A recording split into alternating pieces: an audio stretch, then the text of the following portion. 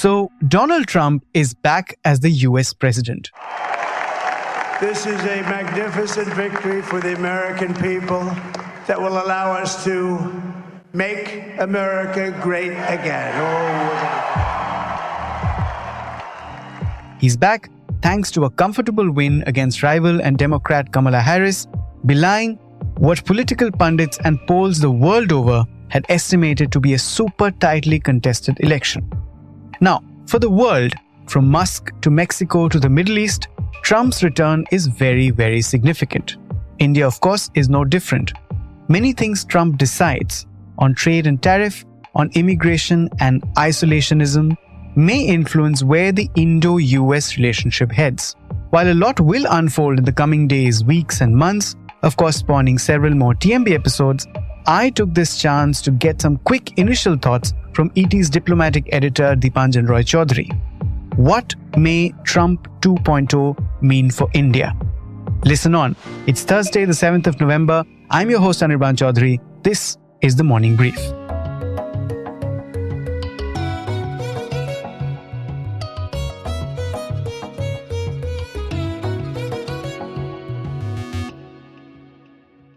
Hi Dipanjan, very warm welcome to the Morning Brief and glad you could make time on what must be quite a busy evening for you. Yes. Thank you for remembering me and giving me the opportunity to be part of this on a very, very landmark and historic event as I see it and the world sees it, because this is the first time in 100, almost 40 years that there'll be a US president who is doing two terms but not consecutively. Absolutely. The 45th and the 47th, as he told the Americans. So let me jump straight to, the context that our listeners will be interested. How do you think Trump 2.0 will be different from his first stint as US president vis-a-vis India? So, Trump's stint, Trump 1.0 vis-a-vis India, I think was largely smooth in terms of geopolitics, in terms of regional policy. I mean, he played ball with India on these matters. Except for Iran, I think India was largely comfortable with him in geopolitical issues, whether it was with Russia or, whether it was South Asia. For example, he had shown no interest at that point of time, despite some suggestions to look into so-called human rights abuses and lack of political freedom in Bangladesh. So I think this is largely going to continue. What the world is looking at from him is how soon he can push a deal in Ukraine and end this conflict. I think there is a large fatigue which is appearing in Europe. That would be, a sort of headline as soon as he can do it. It's not going to be easy. But because, the Republicans will have the control of the both House as well as Senate, if they want to reverse some of the sanctions, which is not easy, he might invent something to do it. This administration might think something to do it, because I guess the Russian precondition would be to reverse large number of sanctions. I don't know. That may not be easy at all, but there is hope. At least that will happen. And that has implications for India, major implications for India-Russia businesses. In terms of India's domestic politics, it was noticed in the last 1 year in particular, there were a lot of noises from Washington on election processes in India, on various freedom, on human rights. That is expected to tone down. So I think on that note, it is win-win. Of course, he was going to be tough with tariff, but we have to see how, because at the end of the day, he's a deal maker. He thinks out of box. But I think that he'll be more institutional this time, and not be impulsive vis-a-vis India and the countries which has expectations from Trump 2.0. Understood, Dipanjan. Now, the big question is on trade. Trump's trade policies, among other things, have become somewhat synonymous with isolationism, which of course stems from his America First motto. Now that obviously has a massive impact on India, especially in terms of its aims at making huge strides in, tech infrastructure, including chip making, setting up a semiconductor factory, etc. Do you see Trump's trade policies being different this time? And how do you see them impacting India? Yeah, I don't think it will be largely different. He has, but he's more concerned about the tariff.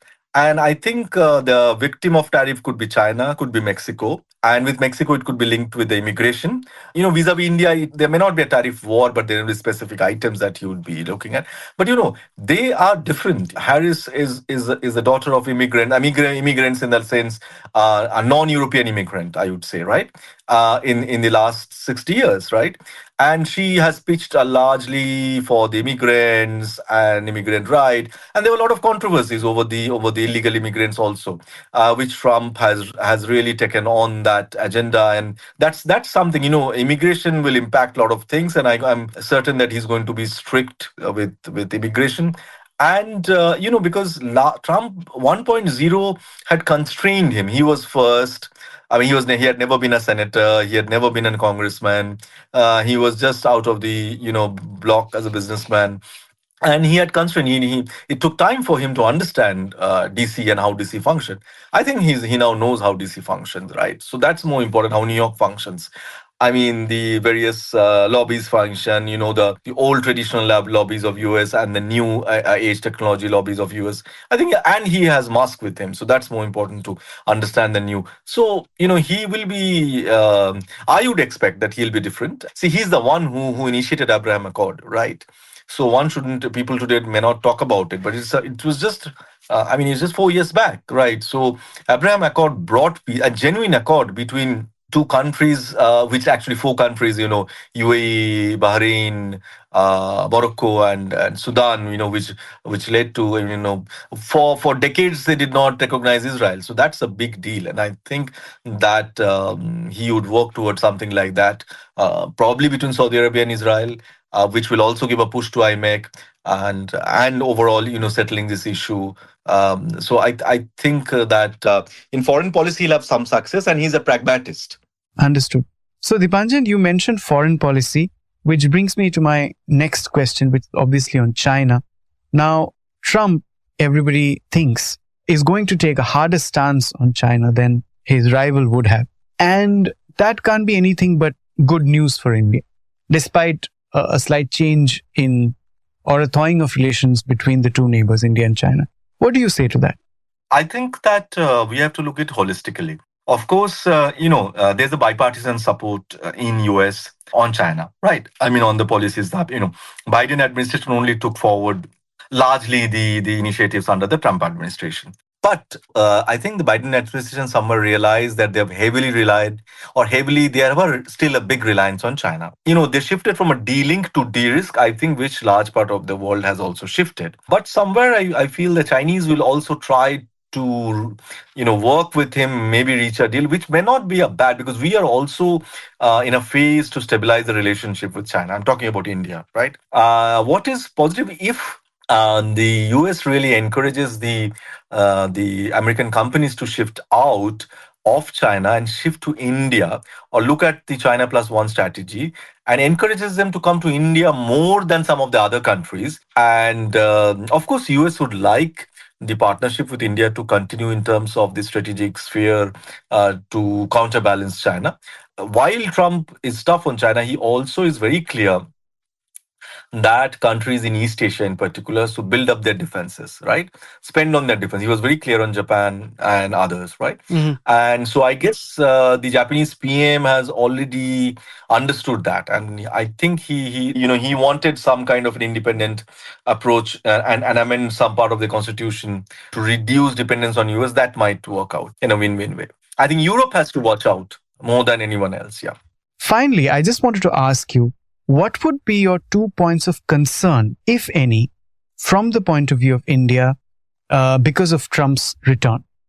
I don't think there is a concern. I think it actually, if you look at Prime Minister's tweet, and I'm going by only that, right? I think he was quick on the block. He immediately sent out a tweet, described him as my friend, focused on, look at the words that he chose, global peace and prosperity, which means India hopes that Trump can end the wars, right?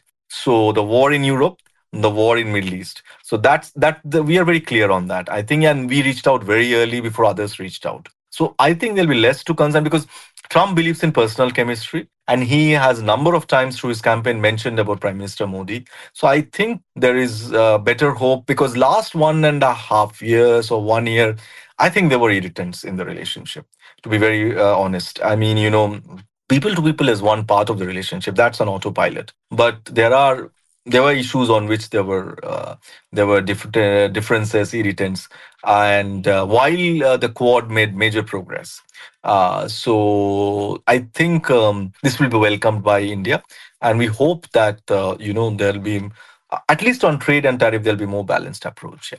Right. Thank you so much, Dipanjan, for your thoughts. It was lovely as always to have you. Thank you. Thank you so much. That's it for today. You were listening to this episode on The Morning Brief. It was produced by Surohini Jain and sound designed by Indranil Bhattacharjee. The Morning Brief drops every Tuesday, Thursday and Friday on a listening platform of your choice. And sometimes when we get over-enthusiastic, we drop episodes on other days too. Or multiple episodes on the same day as we did today. What am I talking about? Do also listen in to Diya Reki's deep dive on the digital arrest scam, the first in a 2-part deep dive, which drops today. Basically, just keep listening. This is your host Anirban Chowdhury signing off. Have a good remainder of the week.